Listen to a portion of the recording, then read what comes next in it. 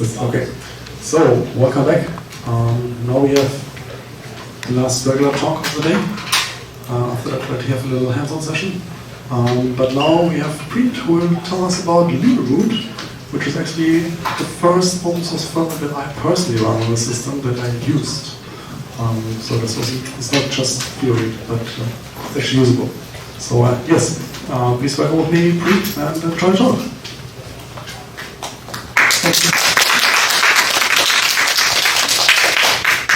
Thank you so much and good afternoon. Even though my talk is light only, but the topic which I am trying to focus and which I am trying to highlight, that is very heavy. Yeah. So I hope you help me to find out if there is any gap or if there is something as an open community we can contribute towards to Libreboot. Okay. So first, why we are discussing about Libreboot and about open source and all. So like any enterprise, any country, any society, they have their own vision. Okay. And if we talk about the global vision, so in the global vision what we see, the global vision is next generation civilization. I will just try to connect the dot with the Libreboot, and I just want to highlight one topic, that's why I am just referring this use case. So to build this complex, connected and visual ecosystem, we can realize that every piece in this ecosystem is relating some hardware, some software, right? And everything is connected. There is no isolated thing in the world, right? So even every isolated system component in this world is having dependency or having impact on some other system, or maybe getting impacted by others. There is no isolated thing in this world, right? You named it and we are ready to discuss that thing. I would be happy to know about that if there is something. So during last few decades, we had seen there is a significant improvement in hardware capacity, right? We know all these things. So whatever capacity we need in CPU, RAM, network bandwidth, or let's say gateway, there's plenty of hardware which support like it started with MB, GB, TB, and zettabyte, and you named it. Actually, it is there. And obviously, there are plenty of software as well, multi-layer software with bundled software are there, which generally runs on that. Correct? All we agree, right? But don't we think that during this progressive journey, we had intentionally or unintentionally missed one of the part. We had missed that bridge which follow basically this successful journey along with the hardware and software. Correct. I'm talking about the firmware. Right? Are you agree with me? Are you agree with me? Alright? Okay. So everywhere when you go, we talk about hardware, we talk about software. Oh, our software can do this thing, this is the product, whether it is open source or whether it is a proprietary product. You get everything. Even AI, you talk about. There are so many products, right? But what about firmware? Why? Firmware is the most important thing which generally tells. Firmware is the thing which your software is a kid. Firmware teach that kid, okay, this is how your first step should be. This is how you have to move forward. This is how you have to take 2-step, long jump or short jump, and you have to go straight and all, right? So was this, don't you think it was a biased behavior? Now the question is, this biased behavior was intentional or unintentional? We should acknowledge that due to this biased behavior, we had created a very big gap. I am saying again a very big gap between software and hardware. We are focusing on the cyber security, we are focusing on product development, agility, and so many things. But we never talked about the firmware. Now let me tell you, it was biased. In my opinion, it was biased. Intentionally, we left out this piece of work. Because when firmware started, I think as per my knowledge and as per the information which is available on the internet, okay, of course we learn from internet only, and obviously after a discussion with a few knowledgeable person, yeah. So when this journey started, so I think it started by IBM and then it was taken over by the Intel, right? So at that time they decided not to support such kind of open source firmware which is not running their proprietary things. Otherwise, they won't be able to build their empire what they are running now. So as per my view, it was intentional. It was the biased behavior. Now see how this biased behavior has impacted. So nowadays, okay, what is the primary thing which generally we focus? It doesn't matter, it's a small application, big application, it's an enterprise application, it's a very small isolated application. There is only one thing which we start the talk about. What is that thing? Do we talk about the feature? No, that is secondary thing. Do we talk about the expenditure, capex? Or no. The very first thing we talk about the security. Are you agree with me? Are you agree with me? Feature. Whenever you go to any product company or whenever you go to your customer, whenever you propose something, the very first question is it secure? Okay. And then when it comes to secure, we always talk about okay, yeah, there are so many security layers are there in the software, right? They check what kind of traffic is coming in, what is the port, what is the protocol, and everything we talk about that thing, right? But we never ever discuss, is there something which is go beyond the software, right? So today I am just trying to touch base that point only, that security, which is basically major impact, yeah? So this is about me. I'm Preet, and I'm learning and leveraging my learning since Australia. This is my QR code of LinkedIn. So happy to if you guys connect with me. I'm part of a few of the community. One of them is Gartner peer community, AWS security group, and Kubernetes. And I'm global speaker. A few of the event I generally join to extend my knowledge, to learn from the community, right? Okay, so if I move next, yeah, so cyber attack we know, but there are few websites you can see which generally tells cyber attack is the kind of ratio and the kind of pattern it shows, it is happening real time basis, and there are few websites which generally show you as a dashboard the cyber attack which is happening. So this is what, okay. Like you can see, this is real time. I mean, I just captured the video because I was not aware whether internet will be available or not. So that you can see cyber attack. Now, I don't know what's running behind the engine. Is it real or is it is just a marketing propaganda the product company are trying to showcase? Right? It might be possible. They just want to create a very big fear in front of everyone. Okay, just go buy this one. So people can stop even buying their food, but they will buy this thing first. Okay, this is more important than their food. Yeah, but if we see the news, so these are some news from the authenticated sources. It's basically I collected this screenshot from the BBC. That's I think one of the reliable source, and there are a few more. So these news are very common nowadays. So the cyber attack and all. There are few news actually which generally you can find in some corner. Those are also relevant to cyber attack, but they don't directly depict that those are relevant to software cyber attack and all. So like for example, on the top right side, you can see there are three news which I try to depict. That is LogAX and then UEFI rootkit. Anyone of you have, I'm pretty sure you must have heard about rootkit, but just want to check. How many of you know about rootkit? Great, then I am happy. Because this is the point which I want to highlight, and this is the point which I want to bring today. Yeah. Okay, so it means there is a lot many things to learn from this world and from each other. Yeah.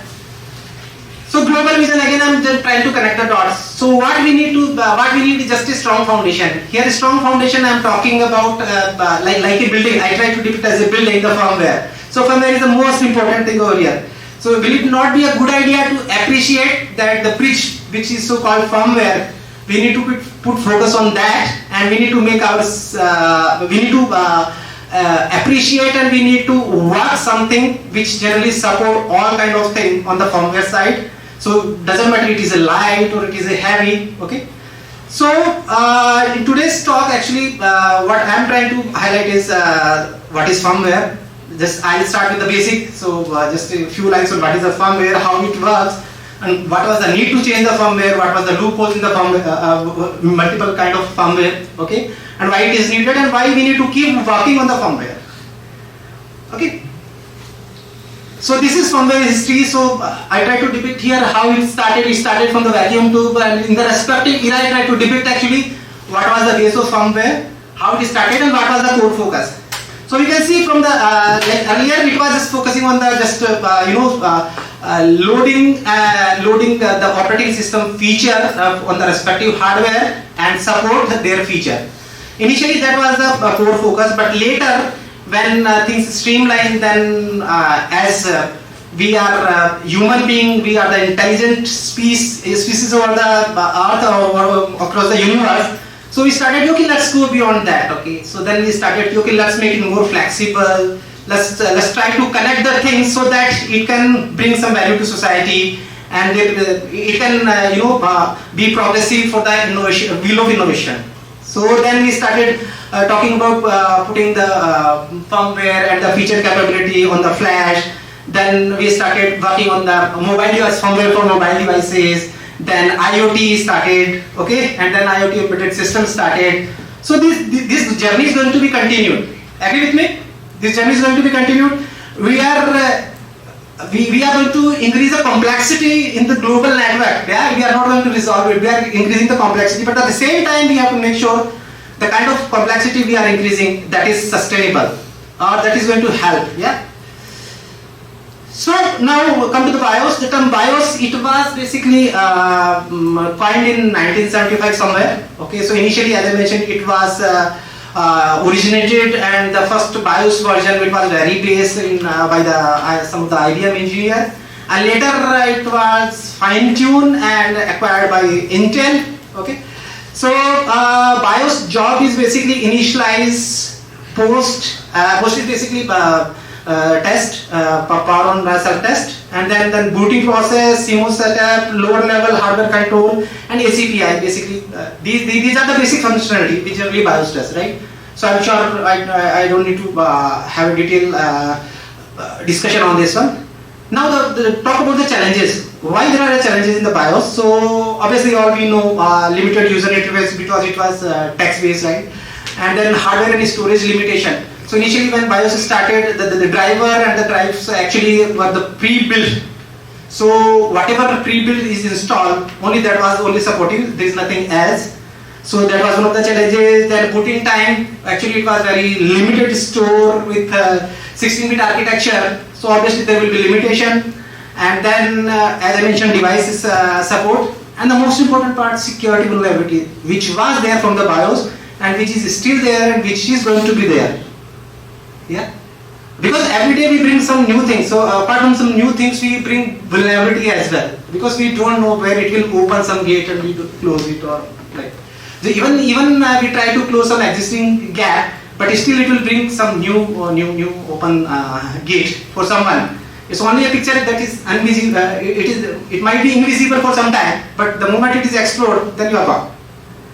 Yeah, so lack of networking capabilities and then inflexibility, of course, where if you want to change something. So these are basically challenges.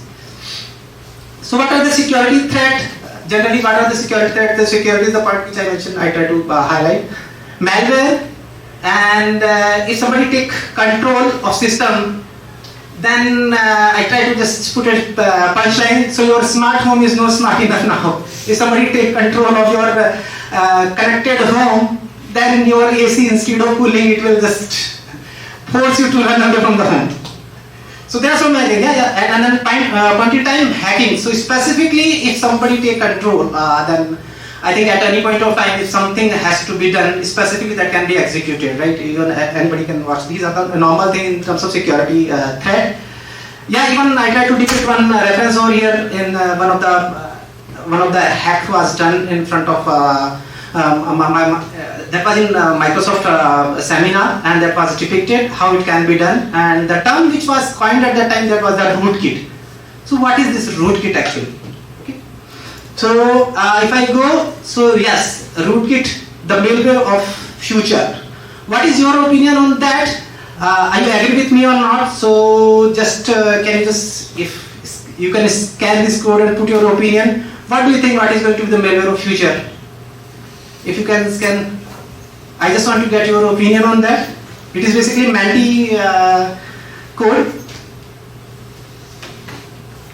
can you just bring your mobile device?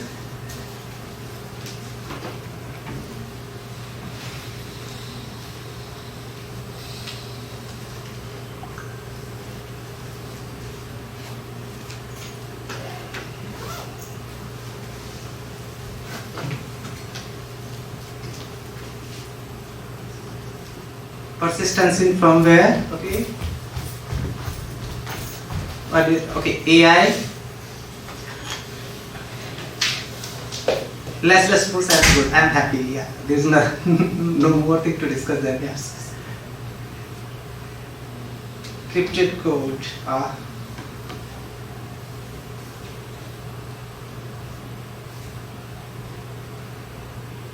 Okay.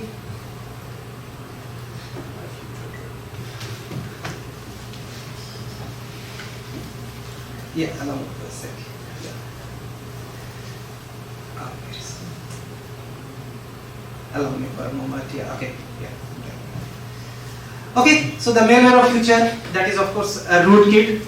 Okay, and why that is malware of future we talked about. First of all, what is a rootkit? Okay, so basically attacker, generally we know how malware works. So a rootkit is basically when any attacker install software, okay, but that is not in OS or that is not via some spam mail or something. They will basically install malicious code in the firmware. Okay, they install it in firmware. Now there is a very big question: how it is possible to install software in the firmware? Right? It's not easy. But yeah, there are so many ways actually. And these are a few of the way basically which I try to repeat over here. So first of all, what is rootkit? It's a dangerous malware. It is masked. It is invisible, hard to scan, quite impossible to detect, and it's able to survive. These are the three terms which generally it can be taken very seriously by everyone. Hard to scan, quite impossible to detect, and able to survive. So these are the different kind of rootkit which can be applicable or which can be presented. Firmware rootkit, or it is in firmware. Bootloader rootkit, it changes behavior of your bootloader. Then memory rootkit, it works in memory only. Yeah, there is a way you restart your system, your memory washed away, and again you have fresh clean memory. But again it will come back in memory. Yeah. So you just keep repeating the cycle. So then application rootkit is specific to some application only. So let's say for example some rootkit is applicable on Notepad application. So the moment you open Notepad application, only Notepad application will get impacted, not other application kind of thing. And then kernel mode rootkit. Right. So these are the rootkit. So apart from rootkit, yeah, of course, the firmware vulnerabilities will be there. Then BIOS, UEFI update tampering. What is this UEFI? We'll just talk in a while. And then insider threat as well. So one of your component is getting impacted, okay, and that component is just waiting. The moment you connect to your advanced network and all, it will start acting and it will impact other system in the network. It will not impact. It will not do any kind of bad behavior on the system where it is residing. So you will always feel, oh, that system is clean. Nothing wrong with that system. Okay. So yeah, now that was about BIOS. Now UEFI, it's working on the top part. Yeah. So yeah, so then later, based on the BIOS challenges and limitation, UEFI was fine. It is an advanced version, and all what you not see in BIOS, everything is there. But of course, security gaps are still there. Okay. So UEFI is programmable. It's basically come from the OEM only, okay, and then the developer can add their application. They can do the configuration change. They can add their own driver. That's why you see you add some new device, and you can see the driver will be there, and the software and the OS will start supporting your new added peripheral device. Yeah, and then. Yeah, what is the difference? So this UEFI is having basically platform related data table, so we can understand it's like a table which will have all the details, and for the respective detail for the respective peripherals, it will map it accordingly, and then it will start supporting that. Then okay, what are the advantage of UEFI? The boot mode, of course, 32-bit UEFI and 64-bit. So earlier, one of the major challenge was with BIOS was as it was 16-bit only. So the larger storage it was not supported. So let's say for example you have some external storage which is beyond 2 TB, then it was not supported. But now with UEFI you can have I think more than petabyte support. Yeah, so that is supported, and of course whatever new peripheral device you bring that can be supported by the driver. Multiple OS supported are there, and then programmable compatibility, so you can program as per your own wish. And security, yeah, here security they have their own specific protocol that is UEFI protocol, and then it prevent basically hacker to play with the vulnerability. Yeah. So if you move forward, it's a quick comparison about UEFI and BIOS. So booting, I just want to highlight the booting speed only.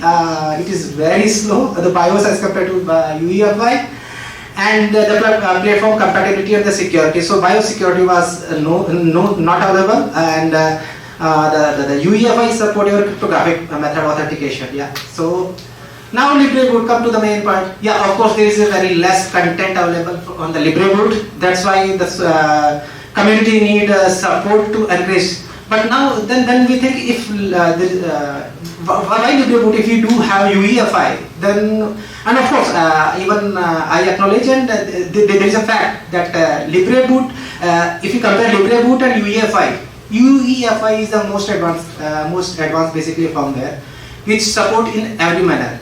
Then why Libreboot? Why Libreboot? That's a question, valid question, right? So if we see the global connect and the global system, still few reports suggest that around 40% of your systems are still running on the BIOS. So it means you have risk. And one of the report also suggests that mostly every organization, they have around 5 to 10% ratio of the system which is still running on BIOS, even though other systems are running on UEFI. What are those systems? So it means the systems are still running on BIOS. They have security threat, and it's a big threat for any organization, right? In terms of security perspective. So what are those systems? So those are legacy systems. Those might be in a system which is set up in the complex environment, so that you cannot even take a risk of thinking to replace those systems, right? So then how to mitigate that risk? So for that mitigation, actually most of the system which is generally BIOS, that can be upgraded using core boot. Yeah, you can use core boot because most of the system are compatible with that one, and this Libreboot is basically extended version of the, you can say, core boot. And in layman language, what I'll say is like Ubuntu is extended version of Linux. In layman language, I'm saying. So we have a UI, we have plug and play, drag and drop, easy navigation. In the similar manner, basically, this Libreboot is meaning for your core boot. Yeah. So this Libreboot use core boot for hardware install. And another thing is core boot is difficult to build install for a non-techy person, whereas Libreboot it's easy. Yeah, and the documentation is available. It is very short document, but it is available. Yeah, and yeah, if you talk about Libreboot further, then it is basically fully initialized memory controller and take full control of that, right? So even though I'm not saying that there is no risk. If you have Libreboot in terms of security vulnerability, there is no risk at all. Risk is still there, but you had basically reduced the risk. In BIOS, it was totally exposed. Now you have reduced the risk. So let's understand what we can do with it and from where we should start. Yeah. So the major criteria or the major principle what we should adopt is wherever we do have BIOS, at least we should start thinking to upgrade with the Libreboot. Yeah, I can say core boot, but why I'm saying Libreboot is because Libreboot is more flexible, more easy for non-techy person also. So these are the few basic Q&A type of thing. Again, this information is available on the Libreboot website as well. So where to start? There is a portal over there, and that portal is having all the information. Okay. Now I will try to highlight that point as well. Why we should do that? Okay. So, but that portal is having all the information. Libreboot.org. What hardware it support and what it was. Here another thing is again good news and bad news. So nowadays when this OEM, which is basically Intel and IBM mostly, those are the giant player in the world. Okay, for hardware manufacturer. Initially there was no support from that. these Intel, these like I can say big eagle. These are the two big eagle. They never ever supported for any kind of openware firmware. But later they realized like maybe the open source community is getting increased. Because of that actually they started supporting, and now whatever Intel compatible systems are there, they do support this one. So for that, what they did is they introduced some of the binaries. Okay, and those binaries are basically supportive to Libreboot. So that is good news. Bad news is again Intel, Google, and other OEM are not cooperative. These guys were never cooperative, and those are not cooperative for any kind of OEM firmware in that context only. Okay, so this information is available. The goal is to support as much as hardware. Okay, so now still there are limitations of Libreboot, that Libreboot don't support most of the hardware. Still there is a limited hardware which is getting supported by Libreboot. Okay, and another goal is to just make a core boot easy to use. So whatever devices are running with the core boot, that can be basically transition to Libreboot easily. Okay, so then can Libreboot be the game changer? I think it can be.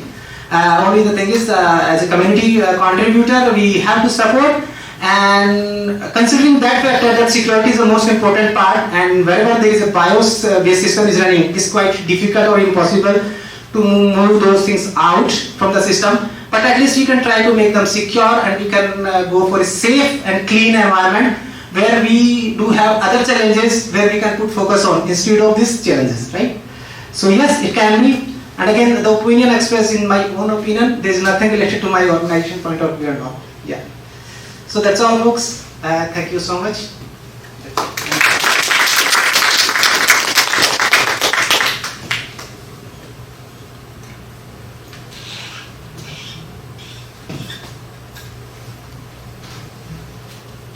Any questions?